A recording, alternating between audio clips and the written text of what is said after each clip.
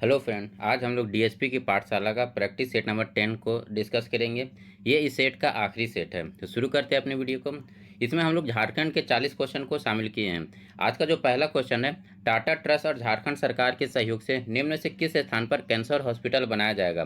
पलामू में, रांची में, अनगढ़ा में या चरौंदी में? तो टाटा ट्रस्ट और झारखंड के सहयोग से रांची के सुकुरहट्टू में एक कैंसर हॉस्पिटल बनाया जाना है, यानी जो इसका करेक्ट आंसर हो जाएगा ऑप्शन बी हो जाएगा।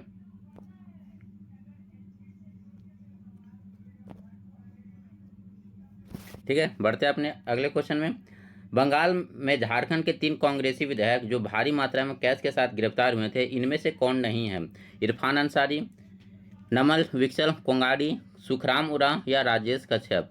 तो बंगाल में जो झारखंड के 3 कांग्रेसी विधायक पकड़ाए थे, उनमें इरफान अंसारी, राकेश कश्यप और नमन विकसल थे। इसमें जो शामिल नहीं थे ये सुखराम उरांव थे, यानी जो इसका करेक्ट आंसर हो जाएगा ऑप्शन सी हो जाएगा। उसके बाद हमारा नेक्स्ट क्वेश्चन है, कॉमनवेल्थ गेम्स 2022 में स्वर्ण पदक विजेता भारतीय महिला लॉन बॉल टीम में झारखंड की कौन सी खिलाड़ी शामिल थी? रमा खालको, लवली चौबे, रूपा रानी तिर्की या डी, बी और सी दोनों? तो कॉमनवेल्थ गेम्स 2022 में भारतीय महिला लॉन बॉल टीम में जो झारखंड की 2 खिलाड़ी थी वो लवली चौबे और रूपा रानी तिर्की है, यानी जो इसका करेक्ट आंसर हो जाएगा ऑप्शन डी हो जाएगा।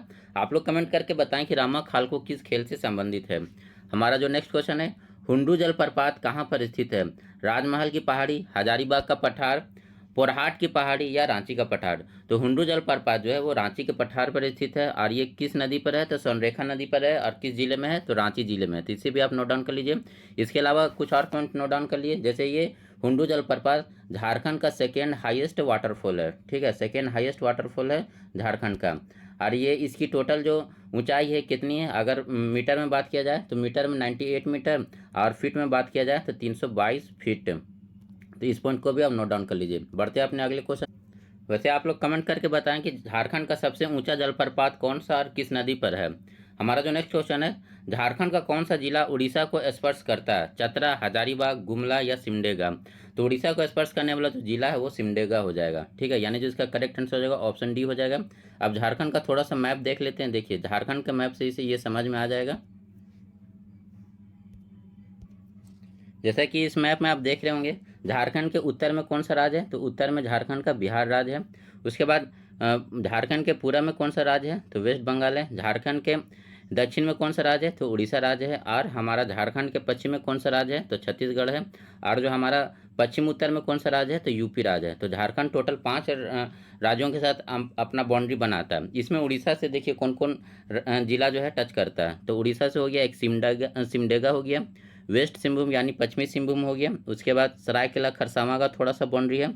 उसके बाद आपका पूर्वी सिंहभूम। तो ये 4 जिला जो है उड़ीसा से बाउंड्री बनाता है। उसके बाद एक क्वेश्चन नोट डाउन करिए कि झारखंड का कौन सा ऐसा जिला है जो 3 राज्यों के साथ बाउंड्री बनाता है? तो झारखंड का एकमात्र जिला जो 3 राज्यों के साथ बाउंड्री बनाता है वो हो जाएगा गढ़वा। कौन कौन सा राज्य है? तो छत्तीसगढ़, यूपी और बिहार। या इसको इस तरह से भी क्वेश्चन पूछता है कि झारखंड का एक कौन सा एकमात्र जिला जो यूपी से टच करता है? तो यूपी से टच करने वाला एकमात्र जो जिला है वो गढ़वा हो जाएगा। तो इसे भी आप नोट डाउन कर लीजिए। बाकी जो वेस्ट बंगाल है वो झारखंड के 10 जिलों के साथ बाउंड्री बनाता है। उसके बाद बिहार भी है जो झारखंड के 10 जिलों के साथ बाउंड्री बनाता है। तो इसे आप मैप में देखकर अच्छे से कवर कर लीजिए। बढ़ते हैं अपने अगले क्वेश्चन में। जमशेदपुर किस नदी के तट पर स्थित है?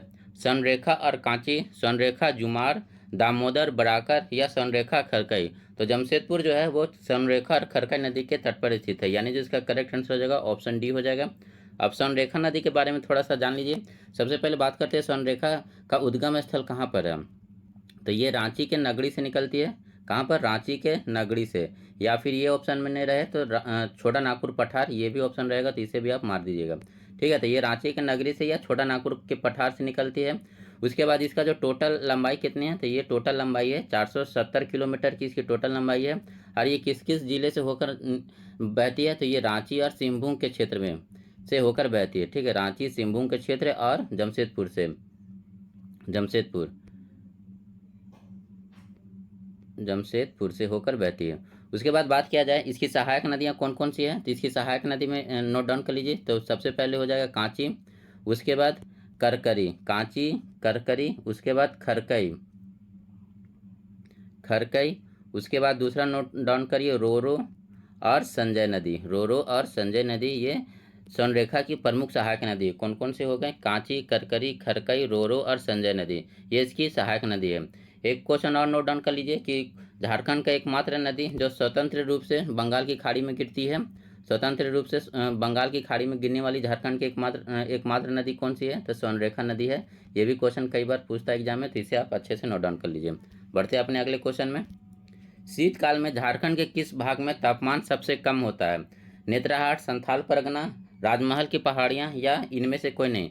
तो सबसे ज़्यादा जो ठंडा पड़ता है वो नेतरहाट के क्षेत्र में पड़ता है, यानी जो यहाँ शीतकाल में सबसे कम तापमान कहाँ पर हो जाएगा? तो नेतरहाट में हो जाएगा। सो इसका करेक्ट आंसर हो जाएगा ऑप्शन ए। उसके बाद हमारा नेक्स्ट क्वेश्चन है, निम्नलिखित में से कौन सा जिला में सबसे अधिक ग्रेफाइट रिजर्व पाया जाता है? तो गुमला, सिंहभूम, पलामू या धनबाद? तो सबसे अधिक जो ग्रेफाइट का रिजर्व है वो पलामू में, यानी जो इसका करेक्ट आंसर हो जाएगा ऑप्शन सी हो जाएगा। उद्योग, खान और भूविज्ञान के अनुसार भारत में लोहे के भंडारण के संबंध में झारखंड का कौन सा स्थान है? प्रथम, द्वितीय, तृतीय या चतुर्थ? तो भारत में लोहे का जो भारत में टोटल जो झारखंड में जो टोटल लोहे का भंडारण है उसमें भारत में जो रैंक है झारखंड का वो दूसरा स्थान पर है, यानी जो इसका करेक्ट आंसर हो जाएगा ऑप्शन बी हो जाएगा। यहाँ पर टोटल भारत का जो है 26% जो है लौह एक्स पाया जाता है। कितना परसेंट? ये पॉइंट को नोट डाउन कर लीजिए। यहाँ पर टोटल भारत का जो लौह एक्स का मात्रा कितना है? तो यहाँ पर 26% यहाँ पर पाया जाता है। हमारा जो नेक्स्ट क्वेश्चन है, पत्थर और बीड़ी उत्पादन उद्योग के लिए मशहूर जिला कौन सा है? ठीक है, पत्थर और बीड़ी उत्पादन के उद्योग के लिए कौन सा फेमस जिला है? तो लोहरदगा, चतरा, पाकुड़ या कोडरमा? तो पत्थर और बीड़ी उत्पादन के उद्योग के लिए जो फेमस जिला है वो पाकुड़ हो जाएगा। तो इसका जो करेक्ट आंसर हो जाएगा ऑप्शन सी हो जाएगा। झारखंड में नकदी फसल के प्रयुक्त जोते हुए क्षेत्र का हिस्सा कितना है? 15%, 20%, 10% या 5%? तो झारखंड में नकदी फसल के लिए प्रयुक्त जोत का जो क्षेत्र का हिस्सा है वो 5% है, यानी जो इसका करेक्ट आंसर हो जाएगा ऑप्शन डी हो जाएगा।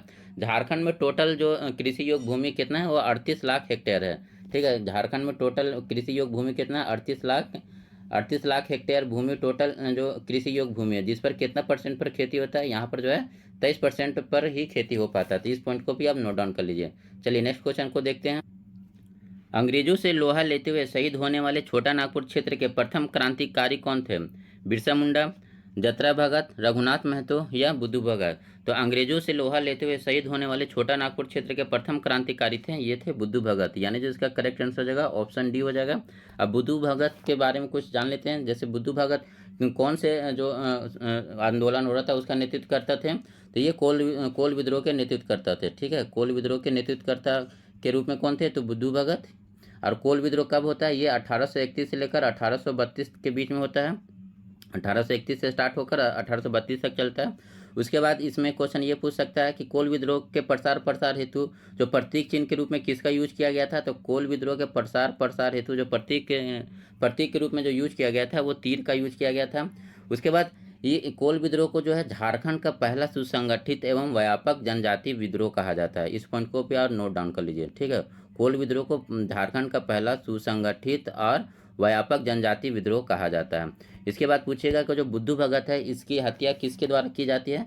तो बुद्धू भगत प्लस इनके 150 जो साथी थे, इसकी जो हत्या है ये कैप्टन इम्पे के द्वारा किया जाता है।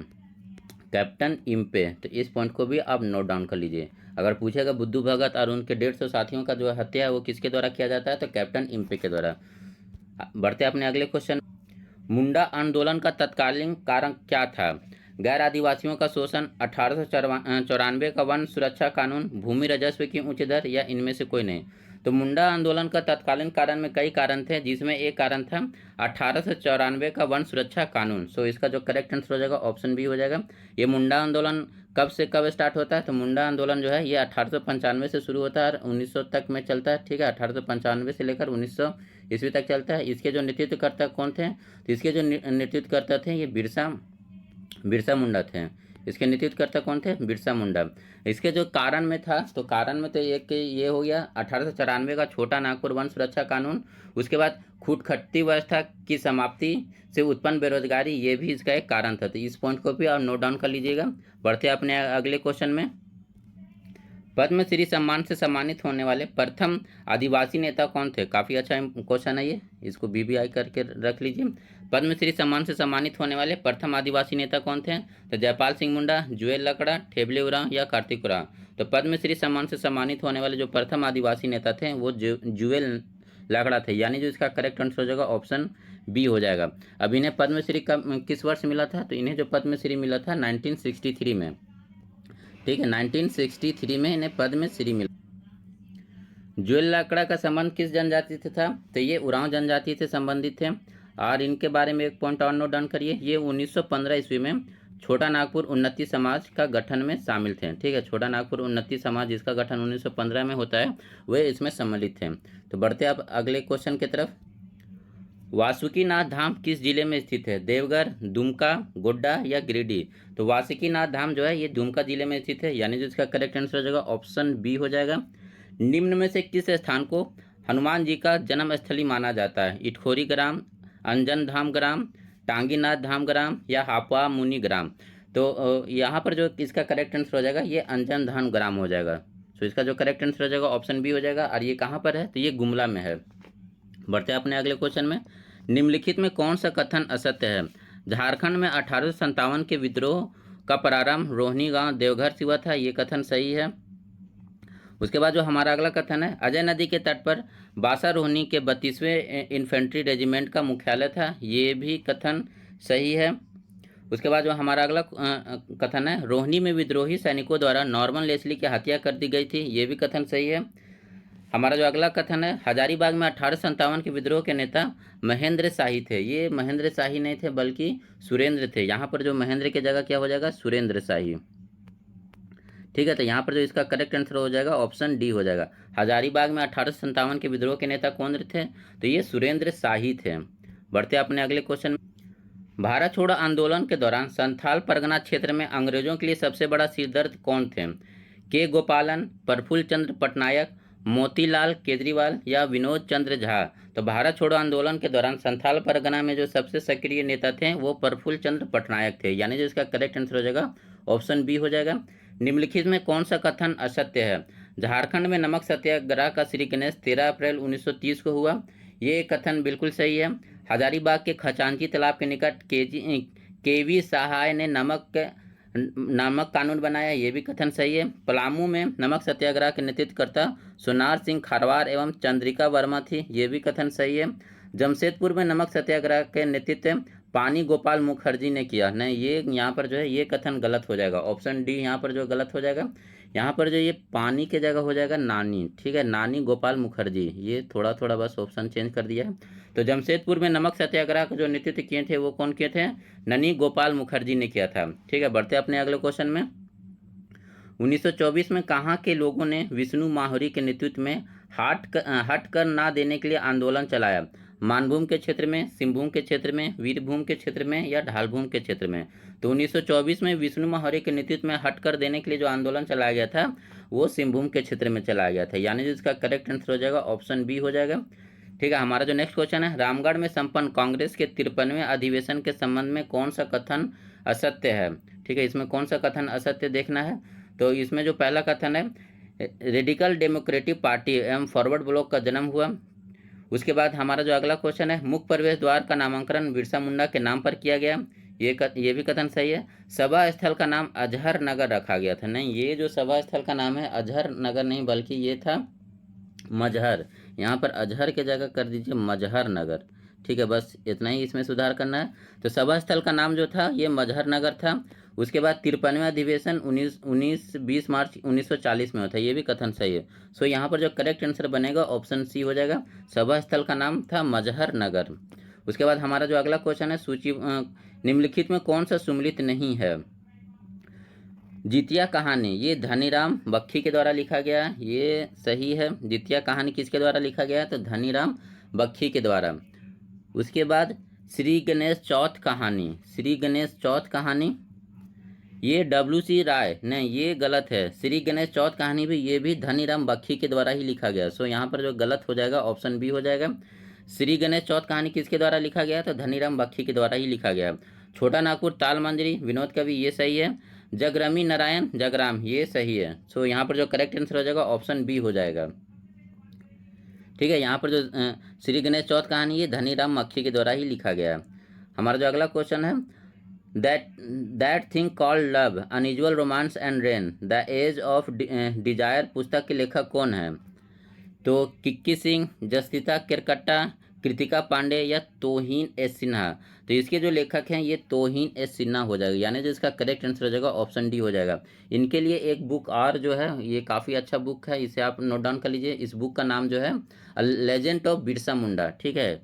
लेजेंड ऑफ बिरसा मुंडा के लेखक भी तोहिन एस सिन्हा है, ये हो सके एग्जाम में पूछ ले। लेजेंड ऑफ बिरसा मुंडा के पुस्तक के लेखक कौन है? तोहिन एस सिन्हा। चंचला कुमारी का संबंध किस खेल से है? योग से, कुश्ती से, बॉक्सिंग से या तीरंदाजी से? तो चंचला कुमारी का जो संबंध है ये कुश्ती से, यानी जो इसका करेक्ट आंसर हो जाएगा ऑप्शन बी हो जाएगा। हमारा जो नेक्स्ट क्वेश्चन है, सतनाम सिंह और आरिफ इमाम किस खेल के प्रशिक्षक हैं? हॉकी के, क्रिकेट के, फुटबॉल के या एथलीट्स के? तो सतनाम सिंह और आरिफ इमाम जो है ये एथलीट के प्रशिक्षक है, यानी जो इसका करेक्ट आंसर हो जाएगा ऑप्शन डी हो जाएगा। झारखंड के पुरुष की सामान्य पोशाक को क्या कहा जाता है जो कपड़े का एक ही टुकड़ा होता है? लुंगी, धोती, अचकन या भगवा? तो ये जो कपड़े का एक पोशाक है जो एक ही टुकड़ा होता है इसे भगवा कहा जाता है, यानी जो इसका करेक्ट आंसर हो जाएगा ऑप्शन डी हो जाएगा। चलते हैं अपने नेक्स्ट क्वेश्चन में। हमारा जो नेक्स्ट क्वेश्चन है, निम्नलिखित पारंपरिक नृत्य रूपों में झारखंड का नृत्य कौन सा है? ठीक है, इसमें से कौन सा नृत्य जो है झारखंड से संबंधित है? तो सतरिया, घुमरा, पुतकली या पाइका? तो झारखंड से संबंधित लोक नृत्य जो है ये पाइका हो जाएगा, यानी जो इसका करेक्ट आंसर हो जाएगा ऑप्शन डी हो जाएगा। झारखंड राज्य में पुरुषों द्वारा त्योहार और शादी आदि समारोह में जैसे मौके पर तलवार और ढाल के साथ कौन सा नृत्य किया जाता है? पाइका, फगुआ, अग्नि या झूमर? तो झारखंड राज्य में पुरुषों के द्वारा त्योहार और शादियों में आदि समारोह में मौके पर जो तलवार और ढाल के साथ जो नृत्य किया जाता है वो पाइका नृत्य है, यानी जो इसका करेक्ट आंसर हो जाएगा ऑप्शन ए हो जाएगा। चलिए नेक्स्ट क्वेश्चन को देखते हैं। मुंडाओं की पुरखा कहानी एक मौखिक परंपरा का हिस्सा है, इस परंपरा को क्या कहते हैं? नागवंशावली, शाहिया गीत, सोसो बोंगा या होर संवाद? तो मुंडाओं की पुरखा कहानी की एक मौखिक परंपरा है, तो इस परंपरा को हम सोसो बोंगा कहते हैं, यानी जो इसका करेक्ट आंसर हो जाएगा ऑप्शन सी हो जाएगा। झारखंड के जनजाति समाज के बारे में कौन सा कथन गलत है?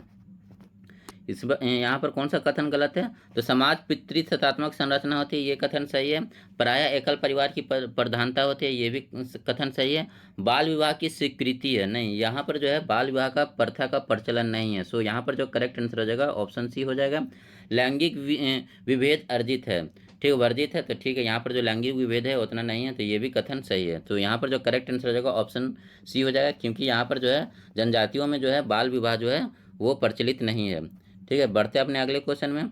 सुमिलित करें गीत और अवसर। तो फगुआ गीत किस अवसर पर गाया जाता है? तो ये मौसमी गीत है, फगुआ मौसम में गाया जाता है। उसके बाद सोहराय गीत, ये त्यौहार के समय गाया जाने वाला गीत है, ये त्यौहार का गीत है। उसके बाद जनाना झूमर गीत, ये नृत्य गीत है। उसके बाद झंझाइन गीत, ये एक तरह का संस्कार गीत है। सो यहाँ पर जो करेक्ट आंसर हो जाएगा ऑप्शन डी हो जाएगा। झारखंड में विधानसभा सीट की संख्या कितनी है? झारखंड में टोटल विधानसभा की सीट कितना है? तो 80, 81, 82 या 83? तो झारखंड में टोटल विधानसभा की सीट जो है वर्तमान में 81 है, जिसमें आप नोट डाउन कर लीजिए जनरल के लिए कितना सीट है। तो जनरल के लिए हो जाएगा 44। उसके बाद अनुसूचित जनजाति के लिए एसटी के लिए कितना? 28 और एससी के लिए 9। बढ़ते अपने अगले क्वेश्चन में। झारखंड विधानसभा के वर्तमान स्पीकर कौन है?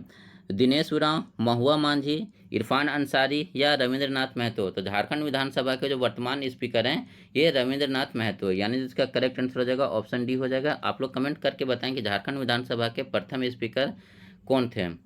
बढ़ते अपने अगले क्वेश्चन में।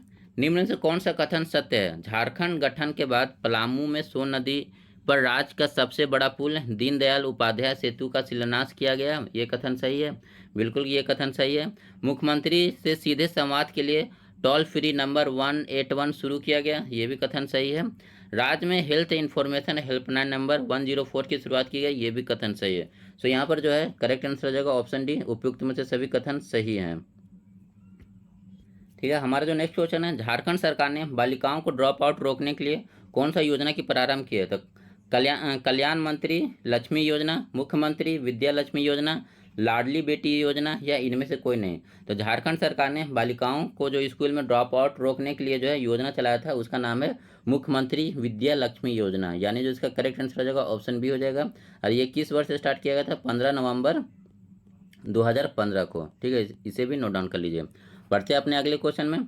पीटीजी डाकिया योजना के बारे में कौन सा कथन सत्य है, उसका चुनाव करना है। इसकी घोषणा 6 अप्रैल 2017 को किया गया था, ये बिल्कुल सही है।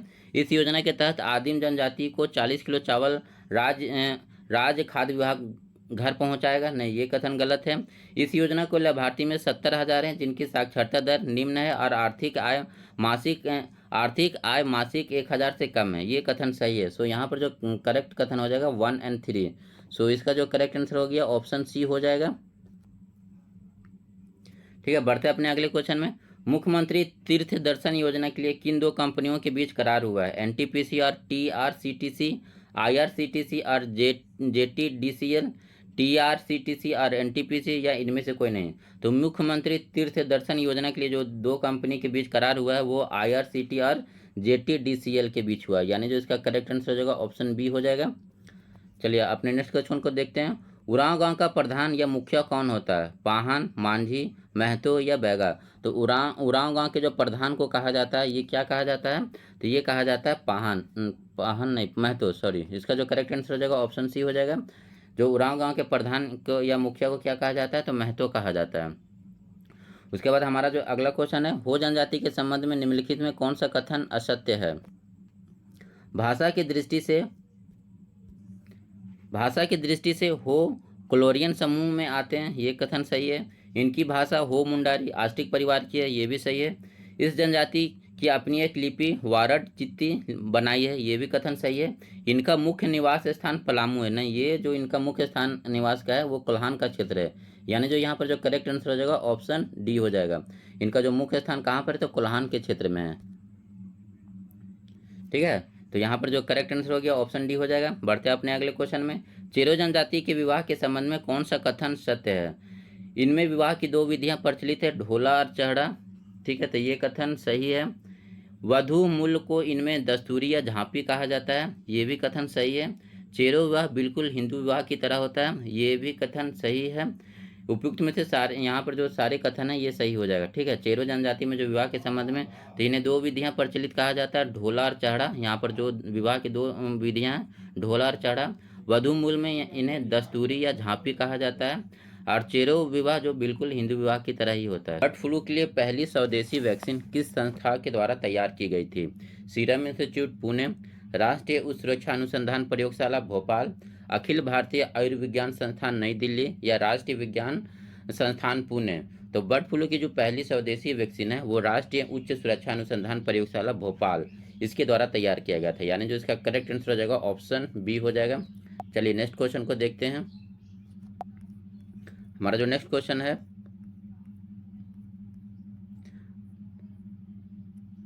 बांग्लादेश की किस महिला पत्रकार को पुलित्जर पुरस्कार 2022 प्रदान किया गया है। फहमीदा आजिम, शेख हसीना, तस्लीम नसरीन, या इनमें से कोई नहीं। तो बांग्लादेश की जो महिला जिसे 2022 का पुलित्जर पुरस्कार मिला वो है फहमीदा आजिम, यानी जो इसका करेक्ट आंसर हो जाएगा ऑप्शन ए हो जाएगा। चलिए नेक्स्ट क्वेश्चन को देखते हैं। भारत का पहला पूरी तरह से हाइड्रो पावर और सौर ऊर्जा से चलने वाला हवाई अड्डा कौन सा बन गया है। देवघर अंतर्राष्ट्रीय हवाई अड्डा, राजीव गांधी अंतर्राष्ट्रीय हवाई अड्डा, इंदिरा गांधी अंतर्राष्ट्रीय हवाई अड्डा, या छत्रपति शिवाजी महाराज अंतर्राष्ट्रीय हवाई अड्डा। तो भारत का पहला जो पूरी तरह से हाइड्रो पावर और सौर ऊर्जा से चलने वाला हवाई अड्डा है वो है इंदिरा गांधी अंतर्राष्ट्रीय हवाई अड्डा, यानी जो इसका करेक्ट आंसर हो जाएगा ऑप्शन सी हो जाएगा। इंदिरा गांधी अंतर्राष्ट्रीय हवाई अड्डा है कहाँ पर, तो ये नई दिल्ली में है। उसके बाद जो हमारा अगला क्वेश्चन है, इंडो पाक वार 1971 किताब के संपादक कौन है। तो जगदीश सिंह, शैलेंद्र मोहन, ए और बी दोनों, या प्रभात कुमार। तो इंडो पाक वार 1971 के किताब के जो संपादक हैं वो हैं जगदीश सिंह और शैलेंद्र मोहन, यानी जो इसका करेक्ट आंसर हो जाएगा ऑप्शन सी हो जाएगा। चलिए देखते हैं अपने नेक्स्ट क्वेश्चन को। कौन सा इसमें से सुम्मिलित है देश और उसकी राजधानी। दक्षिण अफ्रीका की राजधानी केप टाउन, ये सही है। तो ये यहाँ पर जो दक्षिण अफ्रीका केप टाउन, दक्षिण कोरिया प्योंगयांग नहीं, दक्षिण कोरिया की जो राजधानी है वो सियोल है। ठीक है, दक्षिण कोरिया की राजधानी कहाँ पर है, तो सियोल में है। स्विट्जरलैंड की राजधानी ये जिनेवा नहीं बल्कि यहाँ पर बर्न हो जाएगा, और थाईलैंड की राजधानी बैंकॉक हो जाएगा। सो यहाँ पर जो सही सम्मिलित है वो दक्षिण अफ्रीका। दक्षिण अफ्रीका की राजधानी क्या हो गया? Cape Town. बाकी दक्षिण कोरिया का जो राजधानी आप लोग नोट डाउन कर लीजिए, दक्षिण कोरिया की जो राजधानी है सियोल हो जाएगा। स्विट्जरलैंड की जो राजधानी वो बर्न हो जाएगा, और थाईलैंड की जो राजधानी है वो बैंकॉक हो जाएगा। चलिए देखते हैं अपने नेक्स्ट क्वेश्चन को। हमारा जो नेक्स्ट क्वेश्चन है सूची 1 का सूची 2 से मिलाना है। देश और उसकी मुद्रा है, ठीक है। तो मैक्सिको की मुद्रा को हम लोग क्या कहते हैं? तो मैक्सिको की मुद्रा को जो हम लोग पेसो कहते हैं, यानी 1 का 2 हो जाएगा। ऑस्ट्रिया का जो मुद्रा है उसे यूरो कहा जाता है। जापान की मुद्रा को येन कहा जाता है, और सऊदी अरब की मुद्रा को रियाल कहा जाता है। सो यहाँ पर जो करेक्ट आंसर बनेगा ऑप्शन बी बन जाएगा, ठीक है। यहाँ पर जो करेक्ट आंसर बनेगा ऑप्शन बी बन जाएगा। चलिए देखते हैं अपने नेक्स्ट क्वेश्चन को। भारत और उत्तर पूर्वी सीमा का सीमांकन कौन सी रेखा करती है? ठीक है, मतलब भारत और चीन के बीच जो सीमा रेखा वो कौन सी सीमा रेखा है? कौन सी? तो डुरंड रेखा, मैकमोहन, रेड क्लिफ, या इनमें से कोई नहीं। तो भारत और चीन की उत्तरी पूर्वी सीमा का जो सीमांकन है वो मैकमोहन के द्वारा किया जाता है, यानी जिसका करेक्ट आंसर हो जाएगा ऑप्शन बी हो जाएगा। ये मैकमोहन रेखा कब इसका निर्धारण कब किया गया था? तो इसका जो निर्धारण किया गया था 1914 में शिमला समझौता, ठीक है। 1914 में शिमला कन्वेंशन पर हस्ताक्षर करके किया गया था। तो इसे भी आप नोट डाउन कर लीजिए। बाकी रेड क्लिफ भारत और पाकिस्तान के बीच जान रहे हैं। और डुरंड रेखा, तो डुरंड रेखा अभी वर्तमान में ये भारत और अफगानिस्तान के नहीं, पाकिस्तान और अफगानिस्तान के बीच में था डुरंड रेखा, ठीक है। डुरंड रेखा किसके किसके बीच है? तो पाकिस्तान और अफगानिस्तान के बीच में है वर्तमान में। चलिए अब अगले क्वेश्चन को देखते हैं। कौन सा सुमिलित है? भाषा समूह और भाषा, ठीक है। इसमें से कौन सा सुमिलित है वो पहचानना हमें। आर्य भाषा परिवार, इसमें मराठी, संस्कृत और उर्दू आता है, ये सही है। द्रविड़ भाषा परिवार में मालतो, कन्नड़ और मलयालम आता है, ये भी सही है। चीनी तिब्बती भाषा परिवार में बोडो, मणिपुरी और नागा, ये भी सही है। सो यहाँ पर जो करेक्ट आंसर बन जाएगा ऑप्शन डी बन जाएगा। निम्नलिखित में से किसकी रचना हर्षवर्धन ने नहीं की है? ठीक है, इसमें जो कौन सा पुस्तक है जिसका रचना हर्षवर्धन के द्वारा नहीं किया गया? तो प्रियदर्शिका ये किया गया है, रत्नावली ये भी की गई है। सूर्य शतक नहीं, ये सूर्य शतक जो है इसकी रचना हर्षवर्धन नहीं किए हैं, यानी जो यहाँ पर करेक्ट आंसर हो जाएगा ऑप्शन सी हो जाएगा। और एक पुस्तक है नागानंद, ये भी हर्षवर्धन की ही रचना है। यहाँ पर जो सूर्य शतक है ये किसकी रचना है? तो ये मयूर की रचना है, ठीक है। सूर्य शतक किसकी रचना है? मयूर की रचना है। चलिए नेक्स्ट क्वेश्चन को देखते हैं। निम्नलिखित युग्मों पर विचार कीजिए। अकबर द्वारा लिए गए निर्णय और संबंधित तिथि। तीर्थ यात्रा कर की समाप्ति 1564 ईस्वी में। जजिया कर की समाप्ति 1567 ईस्वी में। राजधानी का लाहौर स्थानांतरण 1575 में। उपयुक्त में कौन सा सुमिलित नहीं है? यहाँ पर पूछ रहा है इसमें कौन सा सुमिलित नहीं है। तो यहाँ पर जो करेक्ट आंसर हो जाएगा ये कोई भी सुमिलित नहीं, यानी जो यहाँ पर जो करेक्ट आंसर बनेगा ऑप्शन डी, ठीक है। जैसे कि यहाँ पर जो तीर्थ यात्रा कर की जो समाप्ति ये 1564 में नहीं बल्कि 1563 में होता है, ठीक है। तीर्थ यात्रा कर की समाप्ति कब किया जाता है? अकबर के द्वारा, तो 1563 में। जजिया कर की समाप्ति ये 1564 में, जजिया कर की समाप्ति 1564 में। और राजधानी का लाहौर स्थानांतरण ये 1575 में नहीं बल्कि 1585 में किया जाता है, ठीक है। तो इसे आप नोट डाउन कर लीजिए। बढ़ते हैं अपने अगले क्वेश्चन में। हमारा जो अगला क्वेश्चन है, निम्नलिखित युगों में कौन सुमिलित नहीं है? राजा राम मोहन राय, ब्रह्म समाज की स्थापना, ये सही है। स्वामी दयानंद सरस्वती, आर्य समाज की स्थापना, ये भी सही है। स्वामी विवेकानंद, रामकृष्ण मिशन की स्थापना, ये भी सही है। महादेव गोविंद रानाडे, थियोफिकल सोसाइटी, नहीं ये गलत है, यानी जो इसका करेक्ट आंसर हो जाएगा ऑप्शन डी हो जाएगा। यहाँ पर जो थियोसोफिकल सोसाइटी की स्थापना किसके द्वारा किया जाता है? तो मैडम ब्लावत्स्की और ये कर्नल अलकट हैं, ठीक है। इसका नाम नोट डाउन कर लीजिए, मैडम ब्लावत्स्की और कर्नल अलकट, ठीक है। तो ये नाम को आप नोट डाउन कर लीजिए। आगे बढ़ते हैं अपने अगले क्वेश्चन में। कौन सी घटना सबसे पहले हुई है? खेड़ा सत्याग्रह, सविनय अवज्ञा आंदोलन, असहयोग आंदोलन, या चंपारण सत्याग्रह? तो यहाँ पर सबसे पहले जो घटने वाली घटना है ये हो जाएगा चंपारण सत्याग्रह, गांधी जी के द्वारा। ये कब किया गया था? 1917 में। सो यहाँ पर जो करेक्ट आंसर हो जाएगा ऑप्शन डी हो जाएगा। बाकी खेड़ा सत्याग्रह कब किया गया था? ये 1918 में। उसके बाद जो है असहयोग आंदोलन 1920 में, और सविनय अवज्ञा आंदोलन 1930 में। चलिए नेक्स्ट क्वेश्चन को देखते हैं। भारत शासन अधिनियम 1919 ने निम्नलिखित में से किसको स्पष्ट रूप से परिभाषित किया?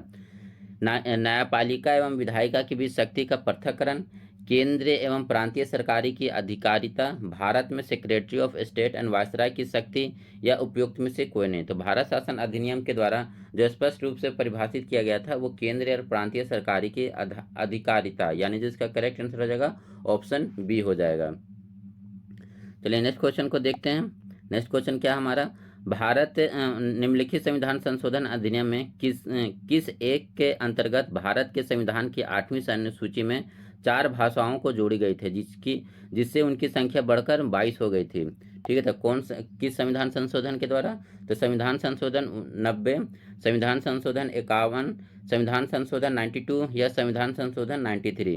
तो 92वां संविधान संशोधन के द्वारा इसमें 4 भाषाओं को जोड़ा गया था, यानी जो इसका करेक्ट आंसर हो जाएगा ऑप्शन सी हो जाएगा। ठीक है, 92वां संविधान संशोधन कब होता है, तो 92वां संविधान संशोधन जो होता है वो 2003 में होता है। ठीक है, 92वें संविधान संशोधन 2003 के द्वारा भारत में जो भारतीय संविधान के 4 भाषाओं को जोड़ा जाता है। ये 4 भाषा कौन कौन है, तो ये 4 भाषा में बोडो हो जाएगा, एक डोगरी हो जाएगा, एक मैथिली हो जाएगा, और एक भाषा संथाली जो झारखंड की है। ठीक है, झारखंड की एकमात्र भाषा जो 22 भाषाओं के अंतर्गत शामिल है, तो ये संथाली भाषा हो जाएगा। ठीक है, तो इसे आप नोट डाउन कर लीजिए। बढ़ते अगले क्वेश्चन में। हमारा जो अगला क्वेश्चन है, निम्नलिखित कथनों पर विचार कीजिए। भारत के संविधान भाग 9 में पंचायत से संबंधित उपबंध है और उसे संविधान के 73वें संविधान संशोधन अधिनियम 1992 के द्वारा अंतः स्थापित किया गया। ये कथन सही है। उसके बाद हमारा जो नेक्स्ट क्वेश्चन है, भारत के संविधान के भाग 9A में नगर पालिकाओं के संबंध में उपबंध है तथा अनुच्छेद 243 क्यू के अनुसार प्रत्येक राज्य के लिए 2 प्रकार की नगर पालिकाएं हो सकती है, नगर पालिका परिषद और नगर निगम। नहीं, यहाँ पर जो है प्रत्येक राज्य में 3 प्रकार की नगर पालिका के बारे में वर्णन है, तो ये जो है कथन गलत हो जाएगा। ये 3 प्रकार के कौन कौन से हो जाएंगे, तो एक नगर पंचायत हो जाएगा, उसके बाद नगर पालिका परिषद है और एक नगर निगम है। सो यहाँ पर जो केवल 1 कथन जो है सही है। सो इसका जो करेक्ट आंसर हो जाएगा ऑप्शन ए हो जाएगा।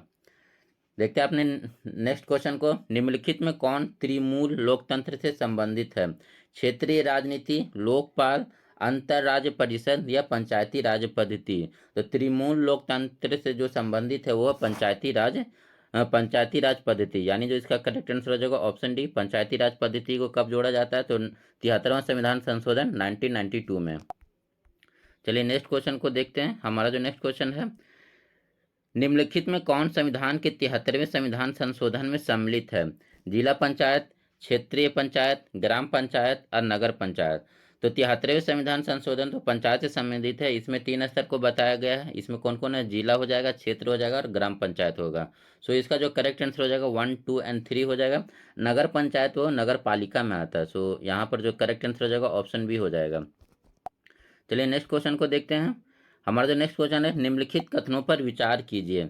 किसी भी व्यक्ति के लिए पंचायत के सदस्य बनने के लिए जो न्यूनतम निर्धारित आयु 21 वर्ष है, नहीं, यहाँ पर जो न्यूनतम पंचायत का सदस्य बनने के लिए जो न्यूनतम आयु है ये 21 वर्ष है। सो ये कथन गलत हो जाएगा। हमारा जो नेक्स्ट क्वेश्चन है, पंचायत के समय पूर्व भंग होने के पश्चात पुनर्गठित पंचायत केवल अवशिष्ट समय के लिए ही जारी रहता है। ये कथन सही है। ठीक है, अगर 5 साल के कार्यकाल में 3 साल के अंदर अगर पंचायत कोई उसका भंग हो जाता है तो बाकी जो नया जो पंचायत बनेगा वो 2 साल के लिए बनेगा। सो यहाँ पर जो करेक्ट आंसर हो जाएगा ऑप्शन 2 हो जाएगा। ओनली 2 सही हो जाएगा। चलिए देखते हैं नेक्स्ट क्वेश्चन को। नेक्स्ट क्वेश्चन में क्या, जागृति किस क्षेत्र से संबंधित शुभांकर है। जागृति उपभोक्ता जागरूकता से, महिला सशक्तिकरण से, दिव्यांग सशक्तिकरण से या डिजिटल साक्षरता से।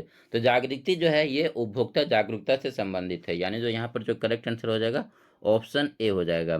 ठीक है, बढ़ते अगले क्वेश्चन में। भारत में 8 कोर सेक्टर है, किसे शामिल नहीं किया गया। ठीक है, भारत में टोटल 8 जो कोर सेक्टर है इसमें कौन सा शामिल नहीं है, तो कोयला ये बिल्कुल है, उर्वरक ये भी है, विद्युत ये भी है। भारत के कोर सेक्टर में रसायन शामिल नहीं है। सो यहाँ पर जो करेक्ट आंसर हो जाएगा ऑप्शन डी हो जाएगा।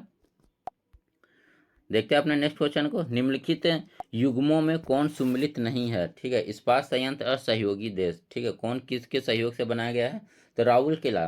तो राउरकेला जर्मनी के सहयोग से बनाया गया है, ये बिल्कुल सही है।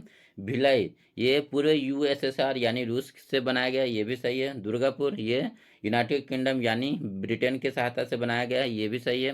बोकारो ये यूएसए नहीं, ये बोकारो जो है रूस के सहायता से बनाया गया है। यहाँ पर जो करेक्ट आंसर हो जाएगा ऑप्शन डी, बोकारो किसके सहायता से बनाया गया है, तो रूस के सहायता से बनाया गया है। चलिए देखते हैं नेक्स्ट क्वेश्चन को। हाल में यूनाइटेड किंगडम को पछाड़कर भारतीय अर्थव्यवस्था जीडीपी के मामले में कौन से स्थान पर आ गई है, दूसरा, तीसरा, चौथा या पांचवा? तो जीडीपी के मामले में जो है भारत विश्व का पांचवा स्थान पर है, यानी जो इसका करेक्ट आंसर हो जाएगा ऑप्शन डी हो जाएगा। हाँ, भारत से बड़े चार देश कौन कौन से हैं, तो अमेरिका, चीन, जापान और जर्मनी। ठीक है, भारत से बड़ा जिसका अर्थव्यवस्था वो चार देश कौन से हैं, तो अमेरिका हो गया, चीन हो गया, जापान हो गया और जर्मनी हो गया। देखते हैं अपने नेक्स्ट क्वेश्चन को। हमारा जो नेक्स्ट क्वेश्चन है, 12वीं पंचवर्षीय योजना के संदर्भ में कौन सा कथन सही है? ठीक है, 12वीं पंचवर्षीय योजना के संबंध में कौन सा कथन सही है? इसकी अवधि 2012 से लेकर 2017 तक थी। ठीक है, ये बिल्कुल सही है। इसका मुख्य विषय तेज, अधिक समावेशी और सतत विकास था, ये भी कथन सही है। 12वीं पंचवर्षीय योजना का विकास लक्ष्य 8% का था, ये भी कथन सही है। सो यहाँ पर जो करेक्ट आंसर हो जाएगा ऑप्शन डी हो जाएगा। उपयुक्त में से सभी कथन सही हैं। चलिए नेक्स्ट क्वेश्चन को देखते हैं। निम्नलिखित में कौन सा युग्म सुमेलित नहीं है? ओजोन, ये ओजोन सीएफसी के कारण होता है, ये सही है। अम्ल वर्षा, नाइट्रिक एसिड नहीं, यहाँ पर जो अम्ल वर्षा का मुख्य कारण है वो नाइट्रोजन ऑक्साइड है। ठीक है, नाइट्रोजन और सल्फर के ऑक्साइड है, ना कि एसिड है। सो यहाँ पर जो करेक्ट आंसर बन जाएगा ऑप्शन बी बन जाएगा। आगे ऑप्शन देख लेते हैं। रॉकेट ईंधन, केरोसिन तेल और green house effect carbon dioxide, ये सभी कथन सही है। सो यहाँ पर जो करेक्ट आंसर हो गया ऑप्शन बी हो जाएगा। अम्ल वर्षा किसके वजह से? नाइट्रोजन और सल्फर के ऑक्साइड की वजह से। चलिए आगे बढ़ते हैं। हमारा जो अगला क्वेश्चन है, काई एवं लाइकेन पाए जाते हैं रेगिस्तानी वनस्पति में, उष्णकटिबंधीय सदाबहार वनों में, टुंड्रा वनस्पति में, या इनमें से कोई नहीं? तो काई और जो लाइकेन है ये ज्यादातर आपका पाए जाते हैं जो है ये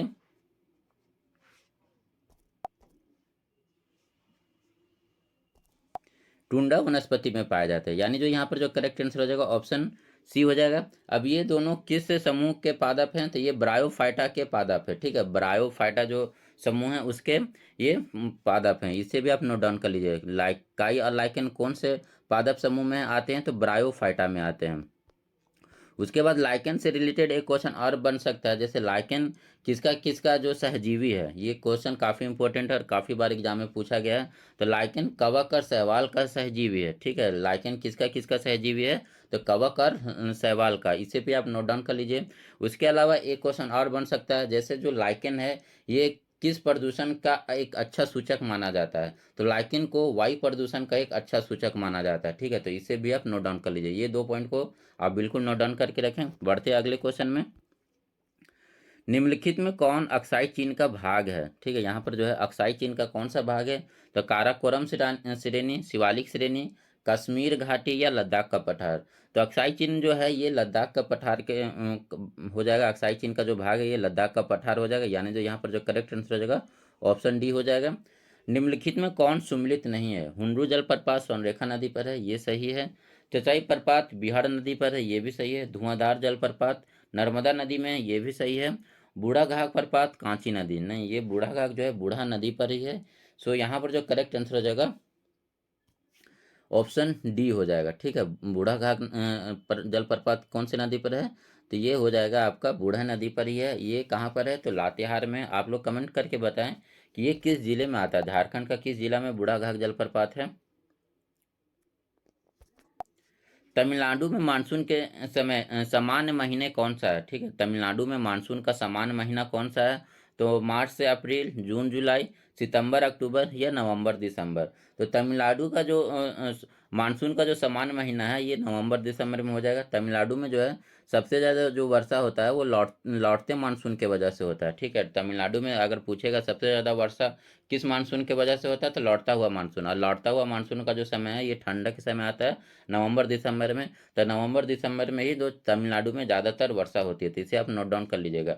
या इससे रिलेटेड एक क्वेश्चन और पूछता है कि किस राज्य में है जो ठंडे के समय में सबसे ज़्यादा बारिश होती है? तो ये भी तमिलनाडु हो जाएगा, तो इससे भी आप ध्यान रखिएगा। चलिए बढ़ते हैं अगले क्वेश्चन में। निम्नलिखित में कौन सी मिश्रित खेती की प्रमुख विशेषता है? ठीक है। मिश्रित खेती की प्रमुख विशेषता क्या है? नकदी और खाद्य दोनों सास्यों के साथ साथ खेती, दो या दो से अधिक सास्यों की एक ही खेत में उगाना, पशुपालन और सास्य उत्पादन को एक साथ करना, या उपयुक्त में से कोई नहीं। तो मिश्रित खेती का जो अर्थ ही होता है कि खेती के साथ साथ पशुपालन भी करना। सो यहाँ पर जो करेक्ट आंसर हो जाएगा ऑप्शन सी हो जाएगा। ठीक है। मिश्रित खेती का मतलब क्या होता है कि पशुपालन के साथ साथ हम अगर नहीं कृषि के साथ साथ हम अगर पशुपालन करेंगे तो इसे हम मिश्रित खेती का श्रेणी कहेंगे। तो यहाँ पर जो करेक्ट आंसर बनेगा ऑप्शन सी बन जाएगा। चलिए देखते हैं अगले क्वेश्चन को। निम्नलिखित में कौन एक सुमिलित नहीं है? भिलाई मध्य प्रदेश, दुर्गापुर पश्चिम बंगाल, जमशेदपुर झारखंड और राउरकेला उड़ीसा। भिलाई यहाँ पर जो है गलत हो जाएगा। भिलाई कहाँ पर है? तो भिलाई जो है छत्तीसगढ़ में। क्वेश्चन है निम्नलिखित युग्मों में कौन एक सही नहीं है? ऑडियोमीटर, ये ध्वनि की तीव्रता मेजर करने में यूज होता है, ये बिल्कुल सही है। ऑडियोमीटर का यूज ध्वनि की तीव्रता मेजर करने में होता है। उसके बाद हमारा जो नेक्स्ट है ओडोमीटर, वाहन की पहियों के द्वारा तय की गई दूरी मेजर करने में, ये भी सही है। उसके बाद हमारा जो नेक्स्ट है ओडोंटोमीटर, ये विद्युत चुंबकीय तरंग की आवृत्ति मेजर करने में, ये भी सही है। उसके बाद हमारा जो नेक्स्ट है आमीटर, आमीटर का यूज विद्युत शक्ति मापक यंत्र है, नहीं ये गलत है। सो यहाँ पर जो करेक्ट आंसर हो जाएगा ऑप्शन डी हो जाएगा। आमीटर का यूज कहाँ पर होता है? तो आमीटर का यूज जो है ये आपका विद्युत धारा यानी इलेक्ट्रिक करंट मेजर करने में होता है। विद्युत शक्ति का यूज कहाँ पर होता है? तो विद्युत शक्ति का है जो यूज वाट मीटर, विद्युत शक्ति को जो हम मेजर करते हैं वो वाट मीटर से करते हैं। तो इसे आप नोट डाउन कर लीजिएगा। चलिए देखते हैं नेक्स्ट क्वेश्चन को। हमारा जो नेक्स्ट क्वेश्चन है ऑटोमोबाइल्स के हाइड्रोलिक ब्रेक का कार्य किस सिद्धांत पर कार्य करता है? हाइड्रोलिक ब्रेक का कार्य जो है किस सिद्धांत पर कार्य करता है? तो आर्किमिडीज के सिद्धांत पर, न्यूटन के गति के नियम पर, बर्नौलीज के सिद्धांत पर, या पास्कल्स के नियम पर। तो ऑटोमोबाइल के जो हाइड्रोलिक ब्रेक है ये पास्कल्स के नियम पर कार्य करता है, यानी जो इसका करेक्ट आंसर हो जाएगा ऑप्शन डी हो जाएगा। आप लोगों को तो पास्कल का नियम पता ही होगा, अगर नहीं पता है तो चलिए थोड़ा इसको डिस्कस कर लेते हैं पास्कल्स का नियम को। पास्कल्स का नियम क्या कहता है? तो पास्कल बेसिकली जो है दो स्टेटमेंट देते हैं। ठीक है। पास्कल जो है पास्कल से नियम से रिलेटेड दो स्टेटमेंट है। देखिए पहला स्टेटमेंट क्या बोला जाता है, मान लीजिए ये मेरे पास कोई बीकर है, इसमें लिक्विड भरा हुआ है। ठीक है। ये पूरा लिक्विड से भरा हुआ है। अब पहला स्टेटमेंट क्या बोला जाता है, मान लीजिए यहाँ पर जो गुरुत्वीय प्रभाव है यानी गुरुत्वीय बल जो है यहाँ पर जीरो है। ठीक है। इस बीकर के अंदर जो गुरुत्वीय बल है वो जीरो है। तो इस अगर ये जीरो है तो इस स्टेटमेंट में पास्कल क्या बोलते हैं, अगर कहीं पर जो गुरुत्वीय बल वो जीरो है तो यहाँ जो द्रव के द्वारा जो प्रेशर लगेगा, द्रव के द्वारा जो प्रेशर लगेगा ये सभी दिशाओं में समान होगा। ठीक है। द्रव के द्वारा जो प्रेशर लगाया जाएगा ये सभी दिशाओं में समान होगा, यानी जितना प्रेशर इधर लग रहा है उतना ही प्रेशर इधर लगेगा, उतना ही प्रेशर इधर भी लगेगा, उतना ही प्रेशर इधर भी लगेगा। ठीक है। पहला स्टेटमेंट क्या है कि पहला स्टेटमेंट में बोला गया मान लीजिए मेरे पास गुरुत्वीय प्रभाव जीरो है तो वहाँ पर जो है इस बीकर में जो द्रव के द्वारा जो प्रेशर लगेगा सभी दिशाओं में समान लगेगा, ये पहला स्टेटमेंट हो गया। उसके बाद दूसरा स्टेटमेंट में दूसरा स्टेटमेंट का पास्कल का क्या है कि मान लीजिए मेरे पास बीकर है, इसमें लिक्विड भरा हुआ है। ठीक है। ये लिक्विड है, इसमें अब हम कोई फोर्स लगा रहे हैं, जैसे ही कोई फोर्स लगाएंगे इस लिक्विड के ऊपर, जैसे ही हम कोई फोर्स लगाएंगे, ये मान लीजिए मैं फोर्स लगाया इसमें, तो इस फोर्स की वजह से जो लिक्विड का प्रसारण या ट्रांसफर होगा सभी दिशाओं में बराबर होगा। ठीक है। ये जितना इधर जाएगा उतना ही लिक्विड का ट्रांसफर इधर होगा, जितना इधर जाएगा उतना ही लिक्विड का जो ट्रांसफर है इधर होगा। ठीक है। ये दो स्टेटमेंट आपको समझ में आ गया। पहला स्टेटमेंट में क्या बोला गया कि जहाँ पर गुरुत्वीय बल जीरो होगा वहाँ पर जो है द्रव के द्वारा जो है प्रत्येक बिंदु पर जो प्रेशर है वो समान होगा। उसके बाद दूसरा स्टेटमेंट में क्या बोला गया कि मान लीजिए किसी द्रव के अगर हम फोर्स लगा रहे हैं तो द्रव पर जो फोर्स लगाने से द्रव का जो प्रसारण होगा, मतलब वो जो इधर जो उसका ट्रांसफर होगा वो सभी दिशाओं में समान होगा। ठीक है। ये दो स्टेटमेंट है। अब यही दो स्टेटमेंट पर जितना मेरा जो यांत्रिक द्रव चलित यांत्रित है यंत्र है, द्रव चलित यंत्र है, द्रव चलित द्रव चलित यंत्र, देखिए इसमें इसका उदाहरण भी देख लीजिए कौन कौन है। इसमें जो आता है ये हाइड्रोलिक ब्रेक आता है, हाइड्रोलिक ब्रेक आएगा। उसके बाद आएगा हाइड्रोलिक लिफ्ट। ठीक है। ये जितना भी है द्रव चलित यंत्र है और ये सारे जो है पास्कल्स के नियम पर काम करते हैं, और एक हाइड्रोलिक प्रेस। तो ये तीनों का आप नाम याद रखिए। द्रव चलित यंत्र कौन कौन है? तो हाइड्रोलिक ब्रेक हो गया, हाइड्रोलिक लिफ्ट हो गया और हाइड्रोलिक प्रेशर हो गया। ये सारे किस पर काम करते हैं? तो ये सारे जो है पास्कल्स लॉ पर काम करते हैं। देखिए अब ये काम कैसे करती है इसे भी आप एक थोड़ा समझ लीजिए फिगर के थ्रू। मान लीजिए ये मेरे पास कोई द्रव चलित यंत्र है। ठीक है। ये कोई मेरा द्रव चलित यंत्र है। यहाँ पर जो है ये इसका जो है कुछ इस तरह से स्ट्रक्चर होगा। यहाँ पर जो है मेरे पास एक पिस्टन लगा हुआ है, एक पिस्टन ये है, ये पिस्टन ए इसका नाम दे दीजिए, और एक पिस्टन यहाँ पर लगा हुआ है, ये इसका नाम दे दीजिए बी। ठीक है, ये पिस्टन है हमारे पास, दो पिस्टन है। मान लीजिए इस पिस्टन पर जो है इसका जो एरिया है 1 मीटर स्क्वायर का है, और इस पिस्टन का जो एरिया मान लीजिए ये 4 मीटर स्क्वायर का है। ये मैं बस एक उदाहरण के लिए बता रहा हूँ। यहाँ पर जो है इस पिस्टन का एरिया कितना 1 मीटर स्क्वायर का है, और इस पिस्टन का जो है एरिया कितना 4 मीटर स्क्वायर का है। ठीक है, और इसमें क्या है, ये पूरा लिक्विड है, यहाँ पे ये पूरा जो है ये लिक्विड है। देखिए अब कैसे कार्य करता है ये। अब पहला देखिए, मान लीजिए हम पिस्टन ए पर 1 न्यूटन का फोर्स यहाँ से लगा रहे हैं। ठीक है, पिस्टन ए पर कितना न्यूटन का फोर्स लगाएं, 1 न्यूटन का हम फोर्स लगाएं पिस्टन ए पर। ठीक है, अब इस फोर्स के वजह से इस जो लिक्विड है यहाँ पर कुछ प्रेशर उत्पन्न हुआ होगा। ठीक है, 1 न्यूटन के फोर्स लगने से यहाँ पर कुछ प्रेशर उत्पन्न हुआ होगा। तो आपको पता है कि प्रेशर का वैल्यू क्या होता है, फोर्स पर यूनिट एरिया। ठीक है, फोर्स पर यूनिट एरिया होता है प्रेशर का वैल्यू। तो यहाँ पर हम फोर्स कितना लगा रहे हैं, 1 न्यूटन का लगा रहे हैं, और यहाँ पर जो एरिया है पिस्टन का कितना 1 है। तो यहाँ पर जो फोर्स लगेगा कितना लगेगा, 1 पास्कल्स का लगेगा। ठीक है, यहाँ तक आपको बात समझ में आ गया। क्या बोला मैं कि यहाँ पर 1 न्यूटन का फोर्स लगा इस पिस्टन पर, इस 1 न्यूटन के फोर्स की वजह से यहाँ पर जो प्रेशर लगा कितना पास्कल्स का लगा, तो 1 पास्कल्स का प्रेशर लग गया। ठीक है, अब देखिए पास्कल्स का नियम अब कैसे यहाँ पर काम करता है। मैंने क्या बोला था कि जब हम फोर्स लगाते हैं तो द्रव का जो संचालन होता है सभी जगह समान होता है, और द्रव जो है गुरुत्वीय जहाँ पर गुरुत्वीय प्रभाव नगण्य होता है वहाँ पर जो है द्रव हर दिशा में जो है बराबर प्रेशर लगाएगा। तो यहाँ पर अगर 1 पास्कल्स का प्रेशर लग रहा है, ठीक है, मैं इसे दूसरा कलर से दिखा दे रहा हूँ। यहाँ पर जैसे मेरा 1 पास्कल्स का प्रेशर लग रहा है, तो मेरा यहाँ पर भी जो है कितना लगेगा, 1 पास्कल्स का ही प्रेशर लगेगा। ठीक है, इस पॉइंट बी पर भी मेरे पास कितना पास्कल लगेगा, 1 पास्कल लगेगा। अब देखिए पॉइंट बी पर मेरे पास प्रेशर कितना लग गया है, 1 पास्कल्स का, और पॉइंट बी का जो एरिया है, जो पिस्टन बी है, पिस्टन बी का एरिया मैंने कितना माना हुआ है, 4 मीटर स्क्वायर माना हुआ है। तो यहाँ पर जो फोर्स लगेगा ये फोर्स कितना हो जाएगा, तो फोर्स यहाँ मल्टीप्लाई हो जाएगा पी इंटू ए, क्या है कि आपका जो प्रेशर होता है एफ इंटू ए, तो अगर मैं इसको फिर उल्टा करूँगा तो ये पी इंटू ए हो जाएगा। यहाँ पर प्रेशर कितना हो गया, 1 हो गया, और एरिया कितना हो गया, 4 हो गया, 4 तो न्यूटन का यहाँ पर आपका जो फोर्स लग गया। ठीक है, तो आप इससे क्या कंक्लूजन निकाल रहे हैं आप, यहाँ पर जो कंक्लूजन निकल रहा है आपको क्या निकल रहा है कि जैसे ही हम 1 न्यूटन का फोर्स लगा रहे हैं यहाँ से, तो इससे 4 गुना फोर्स यहाँ पर लग रहा है। अब मान लीजिए ये जो पिस्टन है इसके ऊपर कोई भार रखा होगा, यही भार को हमें उठाना है, तो हम इसके थ्रू जो है ये हाइड्रोलिक ब्रेक है या हाइड्रोलिक जो भी है मेरा द्रव चालित यंत्र, इसके थ्रू हम 1 न्यूटन प्रेशर लगा के 4 न्यूटन का प्रेशर उत्पन्न करके इससे कई गुना भारी सामान को उठा पा रहे हैं। ठीक है, इसका कंक्लूजन यही है। ठीक है, तो इसका कंक्लूजन क्या निकल गया कि इसके कंक्लूजन से ये निकला कि इस प्रकार जो है द्रव चालित यंत्र का कम बल लगाकर, ठीक है, कम फोर्स लगाकर हम उससे कई गुना अधिक भार को उठा सकते हैं। ठीक है, कम कम बल लगाकर, कम फोर्स लगाकर कई गुना भार को हम आसानी से उठा सकते हैं। तो इसी का यूज जो है यहाँ पर पास्कल के थ्रू होता है। होप ये आपको जो है ये कॉन्सेप्ट समझ में आ गया होगा। बढ़ते हैं अपने अगले क्वेश्चन में। हमारा जो नेक्स्ट क्वेश्चन है, निम्नलिखित कथनों पर विचार कीजिए। तंतु प्रकाशिकीय यानी ऑप्टिकल फाइबर जो है पूर्ण आंतरिक परिवर्तन, यहाँ पर पूर्ण आंतरिक परिवर्तन मतलब हो गया टोटल इंटरनल रिफ्लेक्शन। ठीक है, तो optical fibre total internal reflection के सिद्धांत पर कार्य करता है, ये बिल्कुल सही कथन है। ऑप्टिकल फाइबर संचार तंत्र यानी कम्युनिकेशन सिस्टम में ऊर्जा उपयोग अधिक कम करता है, मतलब ऑप्टिकल फाइबर में जो है ऊर्जा का जो लॉस है वो बहुत कम होता है, ये भी कथन सही है। हमारा जो नेक्स्ट है, ऑप्टिकल फाइबर संचार रेडियो आवृत्ति अवरोध से मुक्त होता है, ये भी कथन सही है।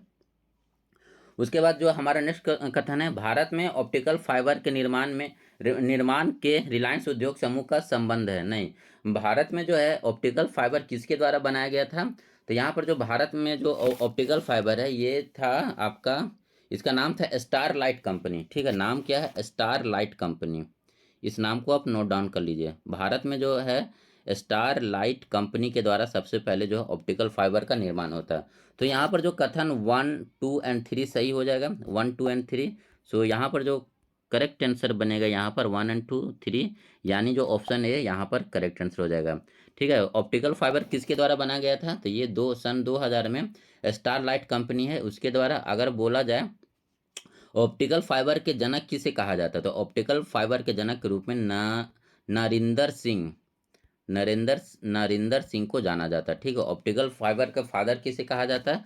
तो नरेंद्र सिंह कपानी इनका पूरा नाम है, कपानी, नरेंद्र सिंह कपानी, इस नाम को आप नोट डाउन कर लीजिए। ऑप्टिकल फाइबर के जनक के रूप में किसे जाना जाता है? तो नरेंद्र सिंह कपानी। और भारत में सबसे पहले जो है ऑप्टिकल फाइबर किसके द्वारा स्टार्ट किया गया था?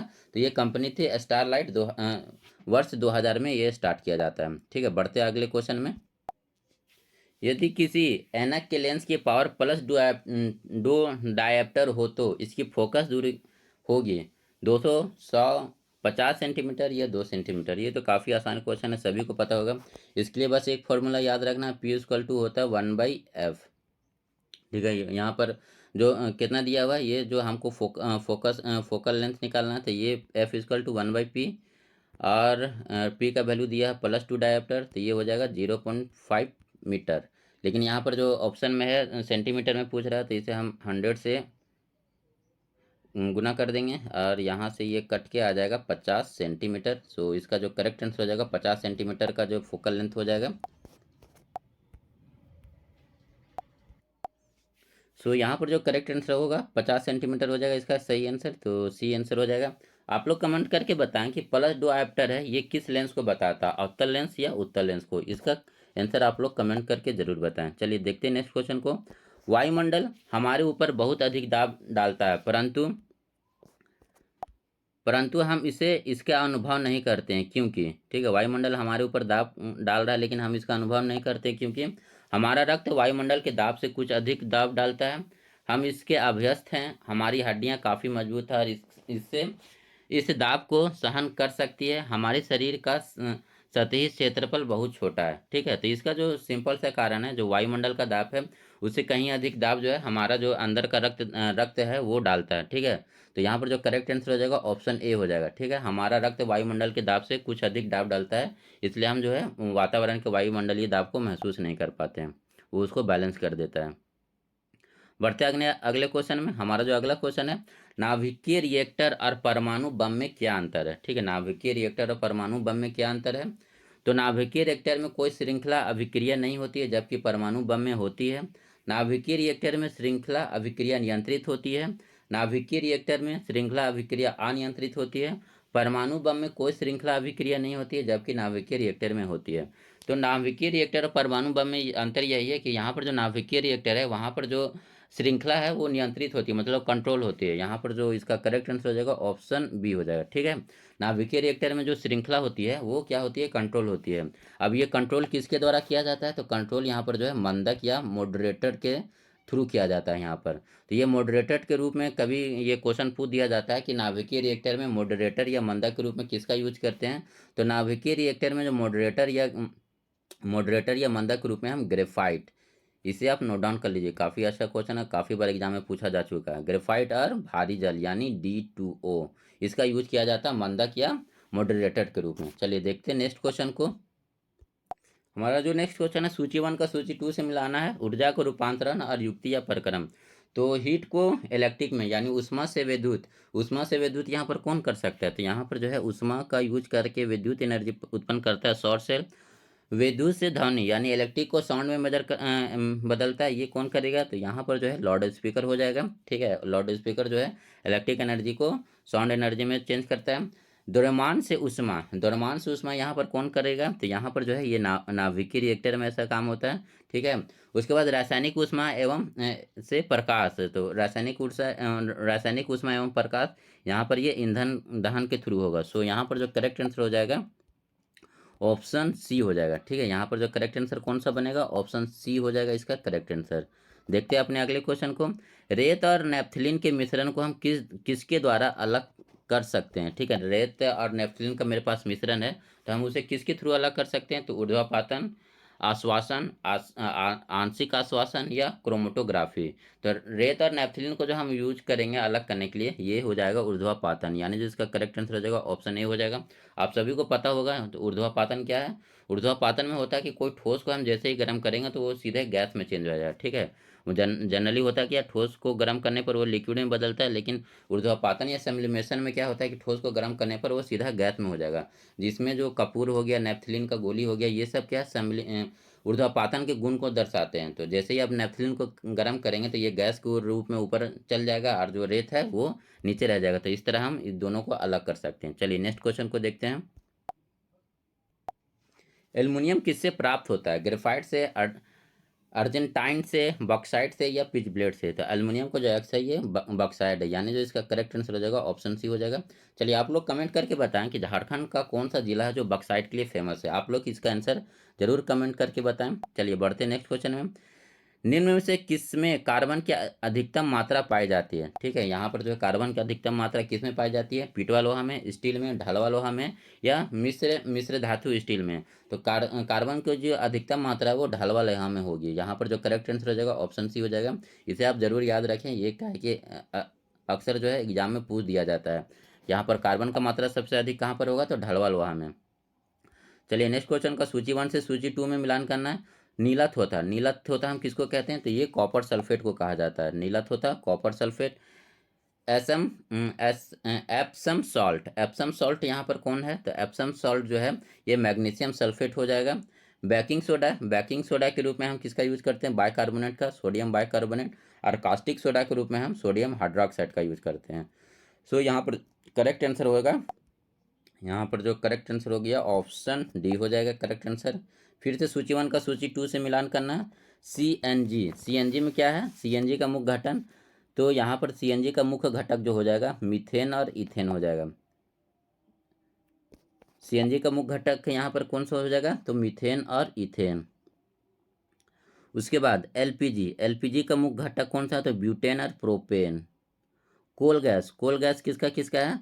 तो ये हाइड्रोजन, मीथेन, कार्बन मोनोऑक्साइड। ठीक है, कोल गैस किससे किससे मिलकर बना होता है? तो हाइड्रोजन, मीथेन और कार्बन मोनोऑक्साइड। और वाटर गैस या जल गैस ये कार्बन मोनोऑक्साइड और हाइड्रोजन से। ठीक है, तो यहाँ पर जो करेक्ट आंसर हो जाएगा इसका ऑप्शन सी हो जाएगा करेक्ट आंसर। चलिए अब नेक्स्ट क्वेश्चन को देखते हैं। जब चींटियां काटती हैं तो वो अंतःक्षेपित करती हैं, मतलब चींटी के काटने पर हमें थोड़ा सा लहर महसूस होता है, वो क्यों होता है? ग्लेस्केल एसिड के द्वारा, मेथनॉल के द्वारा, फॉर्मिक अम्ल के द्वारा या रिस्ट्रिक अम्ल के द्वारा? तो चींटियों के डंक में फॉर्मिक अम्ल पाया जाता है, जिसके कारण उसे काटने पर हमें थोड़ा सा लहर होता है। सो यहाँ पर जो करेक्ट आंसर हो जाएगा ऑप्शन सी हो जाएगा। इसे आप डायरेक्ट ऐसे याद रखिए कि चींटियों के डंक में कौन सा अम्ल पाया जाता है? तो फॉर्मिक अम्ल। ठीक है, देखते हैं नेक्स्ट क्वेश्चन को। गुणसूत्रों की वंशागत का सिद्धांत किसने दिया? मेंडल, सूटन एंड बेवेरी, मूलर या वाल्डेयर? तो गुणसूत्र की जो वंशागत सिद्धांत है ये सूटन और बेवेरी के द्वारा दिया जाता है, यानी जिसका करेक्ट आंसर हो जाएगा ऑप्शन बी हो जाएगा। देखते हैं नेक्स्ट क्वेश्चन को। नाखून काटते समय दर्द नहीं होता क्योंकि नाखून मृत कोशिकाओं के द्रव के द्वारा के द्वारा बने होते हैं जिनमें रक्त संचरण नहीं होता। बस यही ऑप्शन हो जाएगा, यहाँ आगे बढ़ने की जरूरत नहीं है। तो नाखून को काटते समय हमें दर्द क्यों नहीं होता? क्योंकि जो नाखून जो है वो मृत कोशिकाओं के द्रव के द्वारा बने होते हैं जिसमें रक्त का संचरण नहीं होता, जिसके कारण इसे काटने पर हमें द्रव जो है दर्द का एहसास नहीं होता। इससे रिलेटेड एक क्वेश्चन और आप नोट डाउन कर लीजिए। अक्सर ये पूछा जाता है कि नाखून और बाल में कौन सा प्रोटीन पाया जाता है। ठीक है, ये भी क्वेश्चन कई बार पूछा गया है एग्जाम में। नाखून और बाल में कौन सा प्रोटीन पाया जाता है? तो ये जो है क्रेटिन नामक, केरेटिन, इसे आप नोट डाउन कर लीजिए। नाखून और बाल में कौन सा प्रोटीन पाया जाता है? तो केरेटिन नामक प्रोटीन पाया जाता है। चलिए नेक्स्ट क्वेश्चन को देखते हैं। हमारा जो नेक्स्ट क्वेश्चन है, एंजाइम मूलतः क्या है? शर्करा, वसा, प्रोटीन या विटामिन? ये भी काफ़ी अच्छा क्वेश्चन है, काफ़ी बार एग्जाम में पूछता है ये। एंजाइम मूलतः एक प्रोटीन है, यानी जो इसका करेक्ट आंसर हो जाएगा ऑप्शन सी हो जाएगा। चलिए नेक्स्ट क्वेश्चन को देखते हैं। हमारा जो नेक्स्ट क्वेश्चन है, सूची 1 का सूची 2 से मिलान करना है। विटामिन B12, विटामिन B12 में क्या पाया जाता है? ये तो आप सभी को पता होना चाहिए। विटामिन B12 है, इसमें कोबाल्ट पाया जाता है। हीमोग्लोबिन ये लोहा में यानी आयरन में पाया जाता है। क्लोरोफिल में कौन सा तत्व पाया जाता है? मैग्नीशियम पाया जाता है। अब पीतल जो है ये तांबा का एक मिश्र धातु है। सो यहाँ पर जो करेक्ट आंसर हो जाएगा ऑप्शन ए, यहाँ पर जो है इसका करेक्ट आंसर हो जाएगा। चलिए देखते हैं नेक्स्ट क्वेश्चन को। निम्नलिखित में कौन गुर्दा का सामान्य कार्य नहीं है? ठीक है, गुर्दा का सामान्य कार्य कौन सा नहीं है? रक्त में जल की मात्रा को नियंत्रण करना, ये बिल्कुल सही है। यूरिया को छानकर बाहर करना, ये भी सही है। कई हार्मोनों का श्रवण करना, ये भी सही है। रक्त में शर्करा की मात्रा को नियंत्रण करना, नहीं, ये जो है गुर्दे का काम नहीं है। रक्त में शर्करा का जो नियंत्रण करता है वो अग्नाशय के द्वारा किया जाता है, यानी जो यहाँ पर जो करेक्ट आंसर हो जाएगा ऑप्शन डी हो जाएगा। चलिए नेक्स्ट क्वेश्चन को देखते हैं। फिर से हमारा सूची 1 का सूची 2 से मिलान करना है। हार्मोन, हार्मोन ये कहाँ से निकलता है, तो ये हार्मोन यहाँ पर किसका एग्जाम्पल है, तो टेस्टोस्टेरोन एक तरह का हार्मोन है, ठीक है। हार्मोन इसमें कौन सा है, तो टेस्टोस्टेरोन। उसके बाद एंजाइम, यहाँ पर एंजाइम कौन सा है, तो ये लाइपेज एंजाइम का एक उदाहरण है। उसके बाद फास्फोलिपिड, फास्फोलिपिड क्या है, तो ये एक लिसिथीन है, ठीक है। फास्फोलिपिड, लिसिथीन और बाहुलक पाइलेथीन, ठीक है। सो यहाँ पर जो करेक्ट आंसर बन जाएगा, करेक्ट आंसर यहाँ पर होगा डी का 4, सी का 3। तो करेक्ट आंसर हो जाएगा ऑप्शन ए। एलिसा जांच किस लिए किया जाता है, ठीक है। एलिसा जांच है किस बीमारी के पता के लिए किया जाता है, एड्स के लिए, मधुमेह के लिए, टाइफाइड के लिए या क्षय रोग के लिए। तो एलिसा जांच का जो यूज होता है वो एड्स की जांच के लिए होता है, ठीक है। एड्स की बीमारी का पता लगाने के लिए एलिसा जांच किया जाता है, ठीक है। आप लोग एक यहाँ पर और नोट डाउन कर लीजिए, जो है टाइफाइड, टाइफाइड के लिए कौन सा टेस्ट होता है, तो ये विडाल टेस्ट होता है। तो इसे भी आप नोट डाउन कर लीजिए, क्योंकि ये भी एग्जाम में पूछता है। टाइफाइड बीमारी की पहचान के लिए किसका कौन सा परीक्षण किया जाता है, तो विडाल, इसे मैं लिख देता हूँ विडाल टेस्ट किया जाता है, ठीक है। चलिए ये साइंस का पोर्शन कंप्लीट हो गया। चलिए अब कंप्यूटर के क्वेश्चन को देखते हैं। डेटा को एक स्थान से दूसरे स्थान पहुंचाने के रूप को कहलाता है प्रक्रिया, सूचना, गणना या तुलना। तो डेटा को एक स्थान से दूसरे स्थान तक पहुंचाने का जो प्रक्रिया उसे हम सूचना यानी इन्फॉर्मेशन कहते हैं। इन्फॉर्मेशन का मतलब ही होता है ट्रांसफर ऑफ डेटा, ठीक है। बढ़ते हैं अगले क्वेश्चन में। निम्नलिखित कथनों में कौन सा कथन गलत है, ठीक है। यहाँ पर जो कथन कौन सा गलत कथन है ये पूछ रहा है। तो हमारा जो पहला कथन है, आप एक ही पर्सनल कंप्यूटर का उपयोग करके 3 से अधिक ईमेल आईडी नहीं बना सकते। नहीं, ये जो पहला ही कथन जो है गलत हो गया, ठीक है। यही कथन गलत है। हम एक पर्सनल कंप्यूटर यूज करके कई ईमेल बना सकते हैं, तो ये इसमें कोई रिस्ट्रिक्शन नहीं है। तो ये पहला कथन गलत हो गया। दूसरा कथन क्या है, ईमेल आईडी में रिक्त स्थान नहीं हो सकता। ईमेल आईडी में केवल एक @ यूज होता है। ईमेल आईडी केस संवेदी मतलब से केस सेंसिटिव होता है। ये तीनों कथन सही है। तो इसमें जो करेक्ट आंसर हो जाएगा ऑप्शन ए हो जाएगा। सेलोरा पेंटिनम कोर क्रम का प्रारूप है, ठीक है। ये सोलेरा पेंटिनम या कोर क्या है, तो रैम का एक प्रकार है, कंप्यूटर माइक्रोचिप है, कंप्यूटर माइक्रो प्रोसेसर या उपयुक्त में से भी। तो सोलोरेन पेंटिनम कोर ये तो आप सभी को पता होना चाहिए, एक तरह का माइक्रो कंप्यूटर का जो है माइक्रो प्रोसेसर है। सो यहाँ पर जो करेक्ट आंसर हो जाएगा ऑप्शन सी हो जाएगा। प्रोसेसर के 3 मुख्य भाग हैं, ठीक है। प्रोसेसर के 3 मुख्य भाग कौन कौन से हैं, एएलयू कंट्रोल यूनिट और register, ALU control unit RAM, cash control unit और रजिस्टर, कंट्रोल यूनिट, रजिस्टर और रैम। तो प्रोसेसर के 3 भाग होते हैं, एएलयू, कंट्रोल यूनिट और मेमोरी। मेमोरी में यहाँ पर रैम दिया हो तो रैम आप मार सकते हैं। तो यहाँ पर जो इसका करेक्ट आंसर हो जाएगा ऑप्शन बी हो जाएगा। माउस, ट्रैक बॉल, जॉयस्टिक निम्नलिखित में किसका उदाहरण है, ठीक है। ये किसका उदाहरण है, तो pointing device, pen input device, data collection device या मल्टीमीडिया डिवाइस। तो माउस, ट्रैक बॉल और जो जॉयस्टिक है ये पॉइंटिंग डिवाइस का एक उदाहरण, यानी जो इसका करेक्ट आंसर हो जाएगा ऑप्शन ए हो जाएगा। कंप्यूटर शब्दावली में MIPS का अर्थ क्या है, marginal input storage, million information पर सेकेंड, माइक्रो इंफॉर्मेशन पर सेकेंड या memory image processing state dog. तो MIPS का जो फुल फॉर्म है ये हो जाएगा मिलियन इंस्ट्रक्शन पर सेकेंड, यानी जो यहाँ पर जो करेक्ट आंसर हो जाएगा ऑप्शन बी हो जाएगा। MIPS का पूर्ण रूप क्या है, तो मिलियन इंस्ट्रक्शन पर सेकेंड। चलिए देखते हैं नेक्स्ट क्वेश्चन को। NEFT और RTGS क्या है, ठीक है। ये तो आप बैंक में यूज करते हैं, तो यहाँ से आपको पता होना चाहिए NEFT और RTGS क्या है। तो चेक ट्रंकेशन प्रोसेस, बैंक से बैंक में इलेक्ट्रॉनिक फंड ट्रांसफर, बैंक के भीतर इलेक्ट्रॉनिक भुगतान उत्पाद या विभिन्न डिपॉजिट उत्पाद। तो ये तो सभी को पता है NEFT और RTGS क्या है, तो बैंक से बैंक में इलेक्ट्रॉनिक फंड ट्रांसफर, यानी जो यहाँ पर जो करेक्ट आंसर हो जाएगा ऑप्शन बी हो जाएगा।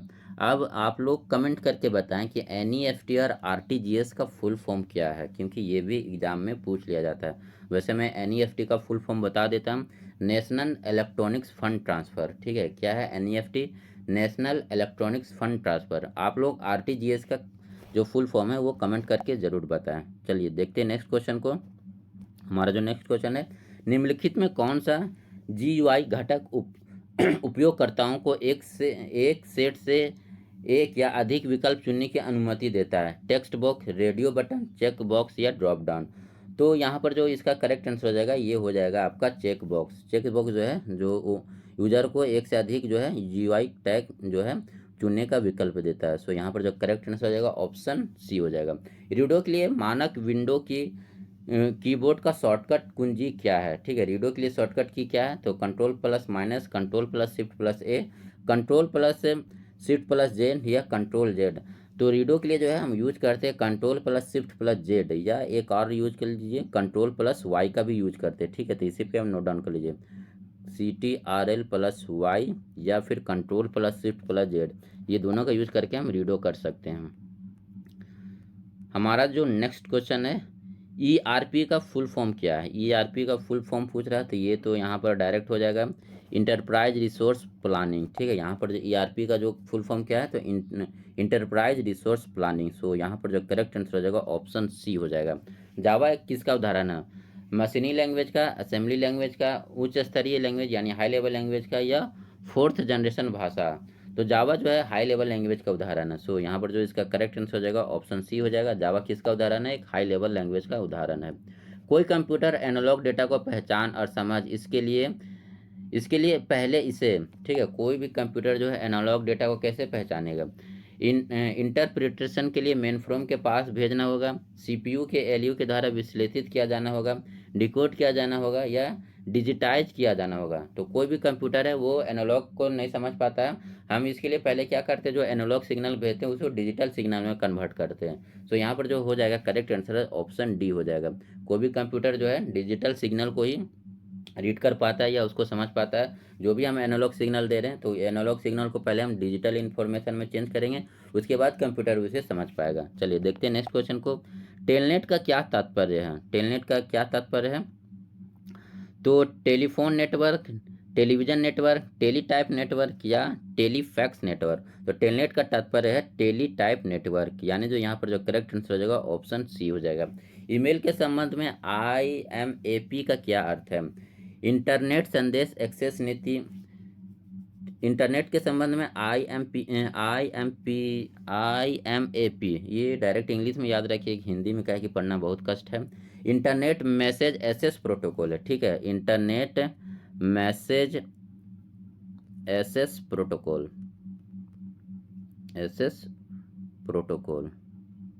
ठीक है। तो IMAP का क्या अर्थ है? तो इंटरनेट मैसेज एसेज प्रोटोकॉल इसका फुल फॉर्म है। चलिए नेक्स्ट क्वेश्चन को देखते हैं। भारत में साइबर सुरक्षा घटनाओं पर रिपोर्ट करना निम्नलिखित में किसके लिए विविधा अधिशेतात्मक है? सर्विस प्रोवाइडर के लिए, डेटा सेंटर के लिए, कॉरपोरेट निकाय के लिए। तो यहाँ पर जो है साइबर सुरक्षा ये सभी के द्वारा किया जाता है। यहाँ पर जो करेक्ट आंसर हो जाएगा ऑप्शन डी हो जाएगा। ठीक है, यहाँ पर जो क्या हो जाएगा ऑप्शन डी इसका करेक्ट आंसर हो जाएगा। देखते हैं अगले क्वेश्चन को। वर्ल्ड वाइड वेब की वह प्रमुख विशेषता कौन सी है जो इसे सीखने और इस्तेमाल करने में सरल बना देती है? Database interface, graphical text interface, या ग्राफिकल यूजर इंटरफेस, या पॉइंट टू पॉइंट प्रोटोकॉल। तो इसका जो यूज करने में वर्ल्ड वाइड का जो है ये हो जाएगा ग्राफिकल यूजर इंटरफेस। WW का जो है ग्राफिकल यूजर इंटरफेस काफ़ी आसान होता है, इसलिए जो इसे सीखना और इस्तेमाल करना काफ़ी सरल है। सो यहाँ पर जो करेक्ट आंसर हो जाएगा ऑप्शन सी हो जाएगा। नेक्स्ट क्वेश्चन को देखते हैं। ईमेल खाते के स्टोरेज एरिया को समानता कहते हैं। ठीक है, ये तो आप सभी को पता होना चाहिए। ईमेल खाते के स्टोरेज एरिया को हम उसको क्या कहते हैं? मेल बॉक्स कहते हैं, यानी जो यहाँ पर जो करेक्ट आंसर हो जाएगा ऑप्शन सी हो जाएगा। माइक्रोसॉफ्ट वर्ड के नए संस्करण अर्थात वर्ड 2016 में दस्तावेज डिफ़ॉल्ट रूप में 11 एक्सटेंशन के साथ सहेजा जाता है। तो ये जो माइक्रोसॉफ्ट वर्ड का एक्सटेंशन पूछ रहा है, तो यहाँ पर क्या हो जाएगा .doc, .dcox, .dotm या .docx। तो यहाँ पर जो माइक्रोसॉफ्ट वर्ड का जो एक्सटेंशन हो जाएगा ये हो जाएगा .docx, यानी जो यहाँ पर जो करेक्ट आंसर होगा ऑप्शन डी हो जाएगा। चलिए नेक्स्ट क्वेश्चन को देखते हैं। हमारा जो नेक्स्ट क्वेश्चन है, माइक्रोसॉफ्ट पावर पॉइंट प्रस्तुतिकरण में स्लाइड का डिफ़ॉल्ट ओरिएंटेशन क्या होता है? वर्टिकल, लैंडस्केप, डायगोनल या पोर्ट्रेट। तो माइक्रोसॉफ्ट पावर पॉइंट प्रस्तुतिकरण या प्रेजेंटेशन में जो स्लाइड का डिफ़ॉल्ट ओरिएंटेशन होता है वो लैंडस्केप होता है, यानी जो इसका करेक्ट आंसर हो जाएगा ऑप्शन बी हो जाएगा। डेटाबेस में वास्तविक डेटा कहाँ रहता है? स्कीमा पर, टिगर्स पर, रिपोर्ट्स पर, या टेबल्स में। तो डेटाबेस में जो वास्तविक डेटा होता है वो टेबल्स में होता है, यानी जो इसका करेक्ट आंसर हो जाएगा ऑप्शन डी हो जाएगा। सो इस तरह आज हम लोग DSP की पाठशाला का जो है प्रैक्टिस सेट को कंप्लीट करते हैं। Thank you for watching this video.